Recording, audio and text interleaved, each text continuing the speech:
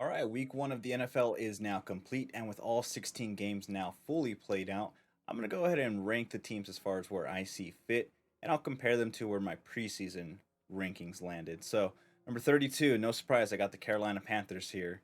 I just simply can't put you any lower than that. This is the bottom of the barrel, the scrap, the little crap you scrape off your damn shoe. I can't put them any damn lower. Carolina Panthers, nothing's looking good. Bryce Young looking like a bust. They're going to need some major help. How? I don't know. David Tepper, that's your owner. You're fucked. 32. 31. Jesus Christ. We got Daniel Jones here. Daniel Jones. The man has officially thrown more pick sixes than touchdowns since signing his $106 million 4-year contract. New York fans, it's not looking good. It's not looking good whatsoever. Number 31, I got you dropping 3 spots here. I can't justify putting you last, even though I'm teetering on the thought of doing so. The Panthers are just that much worse. So that's the only reason why you're not last. So 31, Giants. 30, dropping 3 spots. I got the Tennessee Titans in this spot. Will Levis was not looking so good. I had some expectations for Will Levis going into Soldier Field in Chicago. It's not looking good whatsoever. The interception at the end, like, oh, come on, dude. Like, what are we doing here? 30, Titans. 29, another rookie quarterback, Bo Nix. Bo Nix looked decent in the beginning and just, I do appreciate the touchdown the rushing touchdown that he gave towards the end. But again, it's not enough, man. We're throwing some costly pick sixes here that actually cost you the game. I couldn't justify putting you lower compared to the other 3 teams, so I'm going to leave you at 29. Now, 28, I got them going up by 2 spots, even though they got the loss. I got the Washington Commanders here. The reason for that is because Jaden Daniels, of the previous quarterbacks that I've mentioned here, Jaden Daniels is the one that's looking better out of the bunch here, so I can confidently put the Commanders ahead of the other 4 teams. So again, up 2 spots, got the Commanders here. Now, to my surprise, we got a win from the Patriots in Cincinnati in the whole new orange uniforms. It didn't fucking matter what color uniforms you got. New England goes in there, enemy territory, gets the win. 30% of America selected the Bengals as their team for the ESPN Eliminator Challenge, including me. I chose the Bengals to win that game. Bengals lost, I'm eliminated. Simple as that. 30% of America, you're eliminated from contention because the Cincinnati Bengals lost against the Patriots. Not at all saying that the Patriots are bad. I'm saying, Cincinnati, you dropped the ball there, and I'm going to get to you right up in a couple picks here. So again, up 4 spots. I got the New England Patriots, number 27. Number 26, I dropped the Raiders here, 6 spots here, solely because I knew going into this game the offense was going to be mid. But again, we were all expecting the defense to really step up and dominate the game, being that Justin Herbert doesn't really have a true number 1 wide receiver to throw the ball to, and we just didn't see enough of the defense making an impact. Las Vegas ended up losing that game. So again, I got it just because solely the only reason I had you at number 20 during the preseason was because the defense was looking good. Defense was looking Your offense looking I got to drop you 6 spots. 26, prove me wrong. Number 25, I got the Minnesota Vikings going up by 1 spot here. The Vikings. Sam Darnold? Sam Darnold finally looking good and finally playing a good game in MetLife Stadium. Couldn't do it as a Jet, but sure, go ahead and do it when you're a Minnesota Viking. On your 3rd team, I believe so. But regardless, Justin Jefferson was not denied. He was able to get some catches in. And again, I could only do so much as far as increasing them by 1 spot. So Vikings staying at, you're going up to 25. All right, these next 2 picks, number 24 and 23, I could do them together, but you know what? Let's go ahead and do some nitty gritty. 24, dropping 6 spots here. I got the Atlanta Falcons. Kirk Cousins. Thought this was going to be the savior. Thought this was going to be the juggernaut of the entire NFC South. Not looking so good with only 6 fantasy points here. What are we doing? Atlanta, you got a lot to clean up. Now, even worse, I got number 23, dropping 7 spots. I got the Pittsburgh Steelers. Chris Boswell, MVP of that game. You know why? Pittsburgh can't get into the end zone. All of the points from their team were field goals. Pathetic. God, jeez.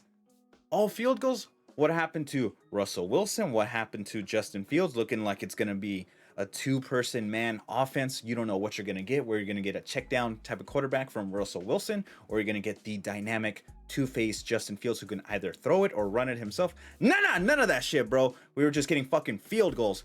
-7, Pittsburgh Steelers, number 23. I should drop you lower, but I'm going to be nice there.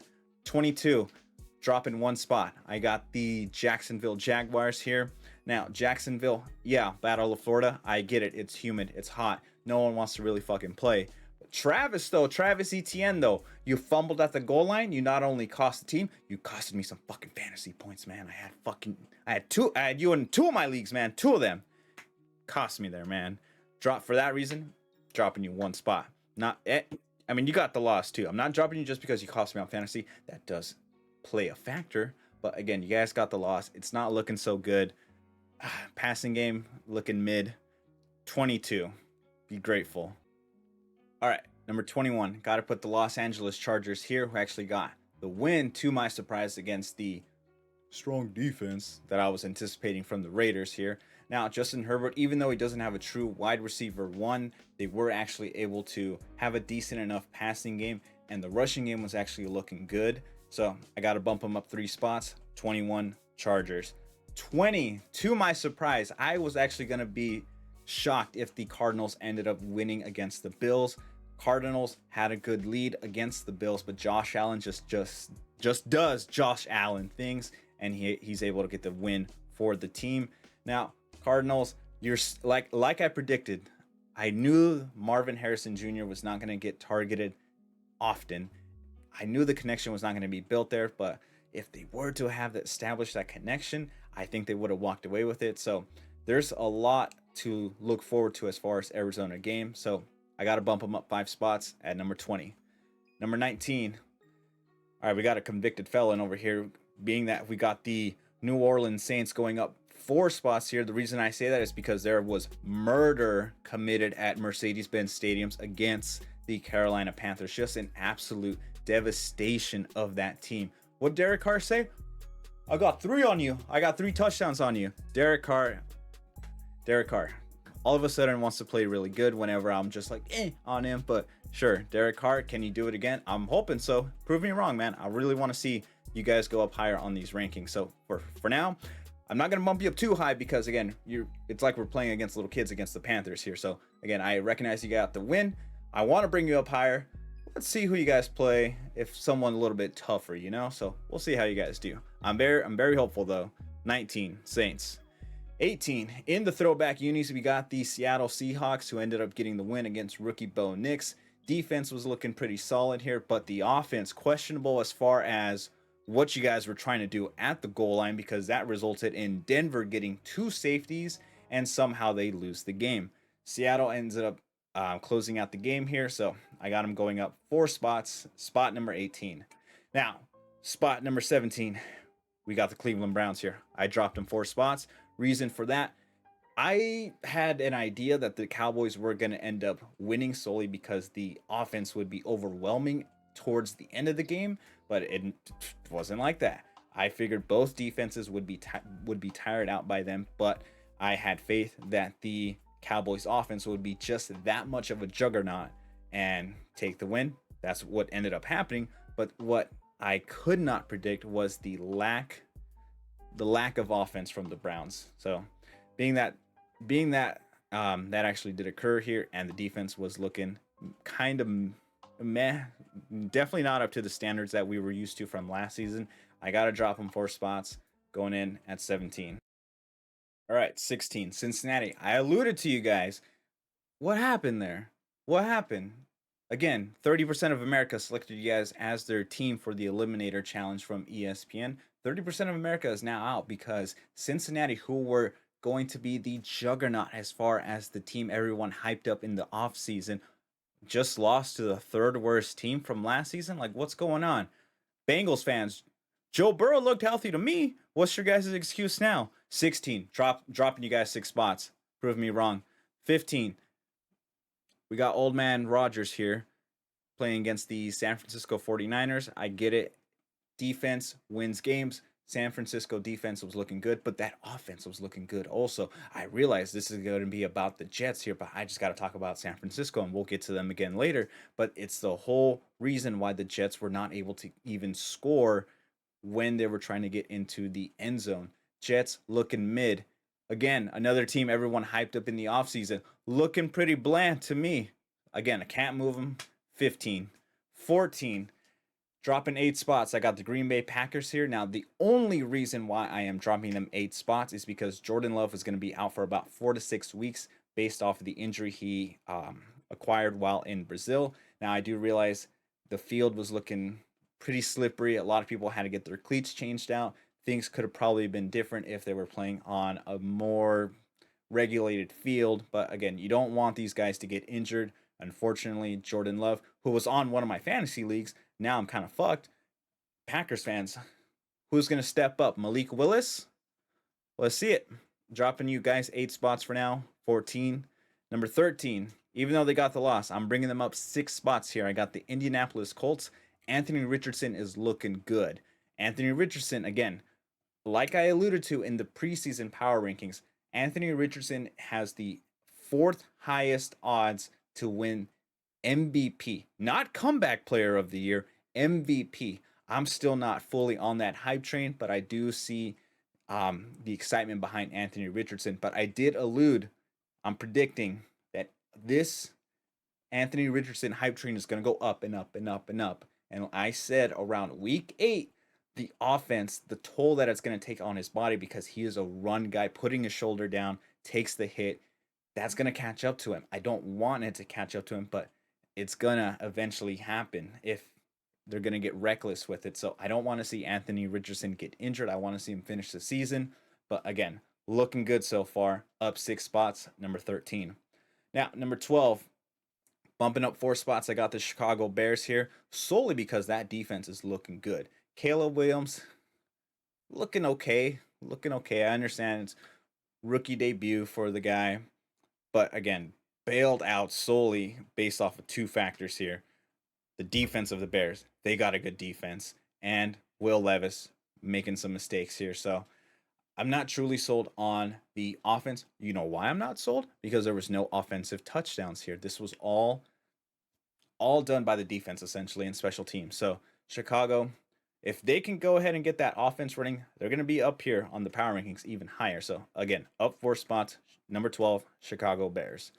Number 11, I got the Los Angeles Rams here, who got the loss against the Lions on Sunday Night Football.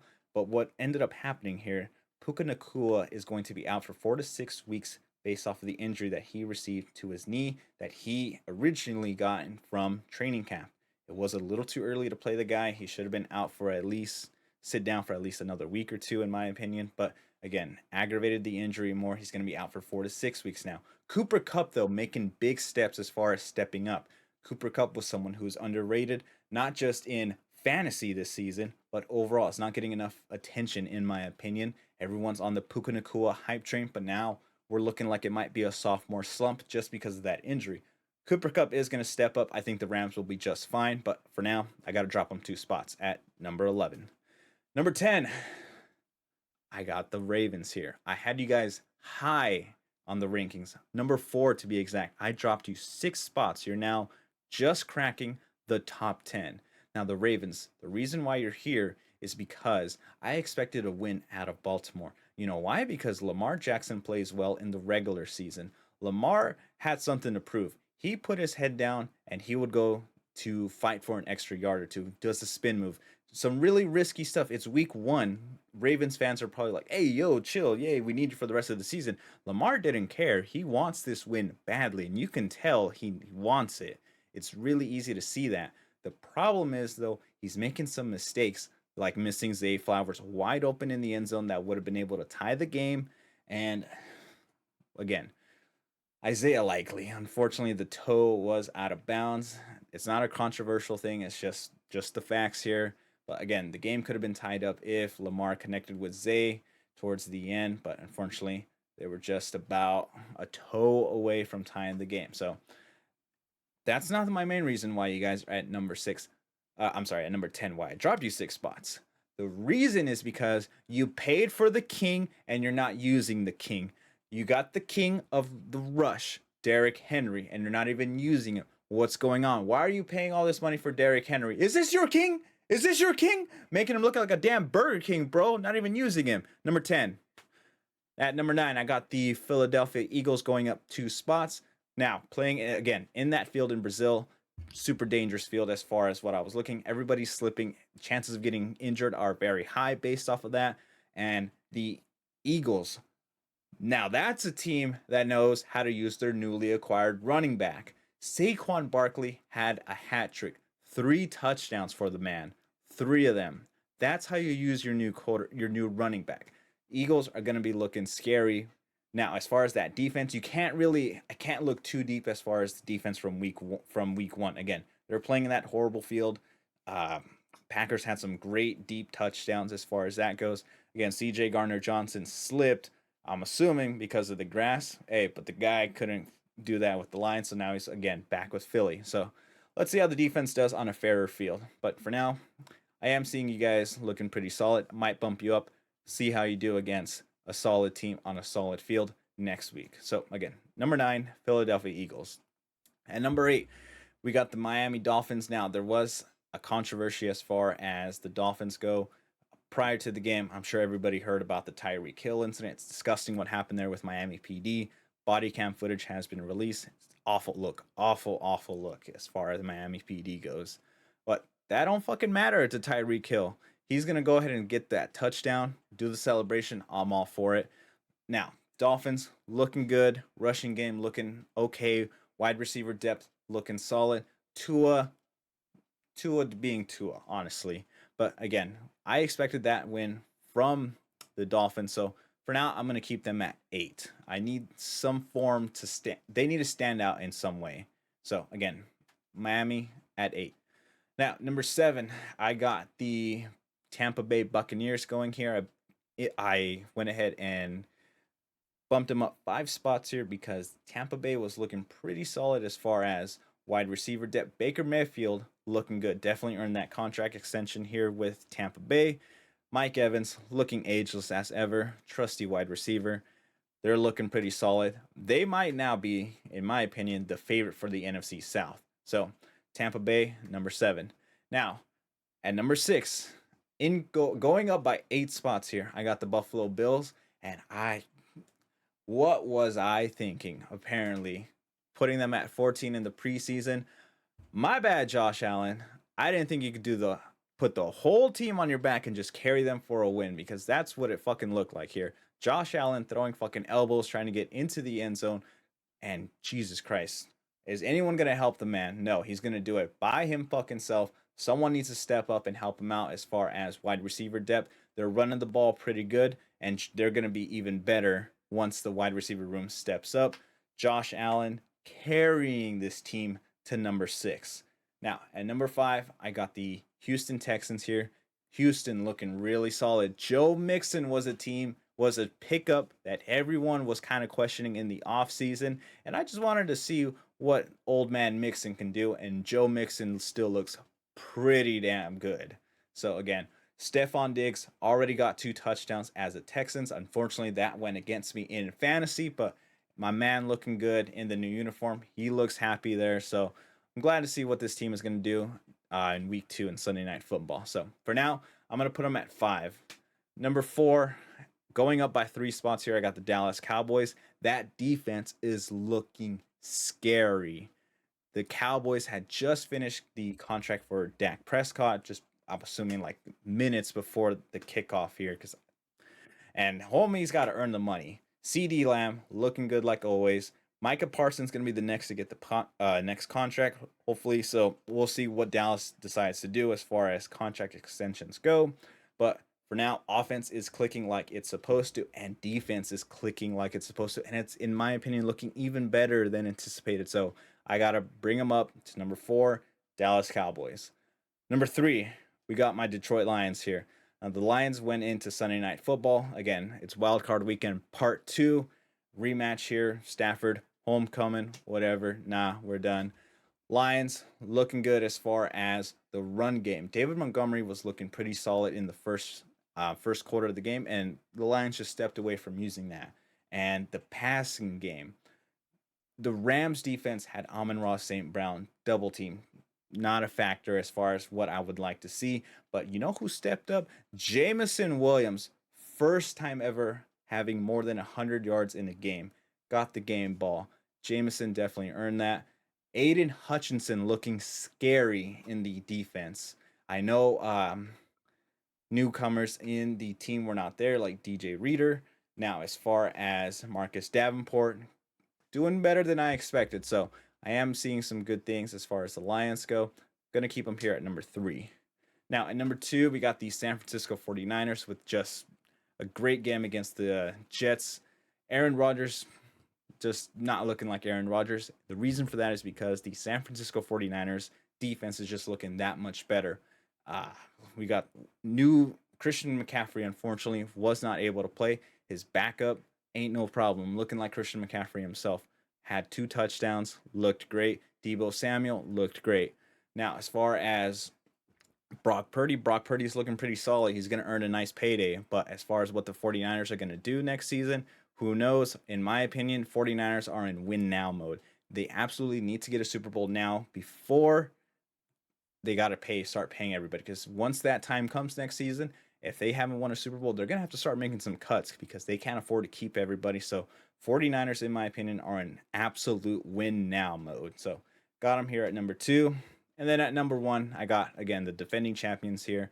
Kansas City Chiefs, unfortunately. Chiefs walked away with a win against the Ravens on the home opener of the season. Kansas City looking good. Travis Kelce wasn't too much of a factor, being that he was double teamed for a good chunk of the time or not targeted. Now, Xavier Worthy looking really good. Isaiah Pacheco looking really good. Mahomes still looking good. So, again, defense looking even better in my opinion. Chris Jones looking pretty solid. So, for now, I got to keep the champions at 1. So, again, these are all my power rankings here. Feel free to let me know where you guys think your team should be, if they should be higher or lower. Got to sell me on it. Why, though? Tell me a little bit why about your team. Because, again, I'm just a Lions fan here who just happens to watch as much football as I can. It's not too late to join our ESPN Pick'em League. The link will be listed below. Feel free to join. It's open to the public. But, yeah, again, thanks again for watching these power rankings. Okay, bye.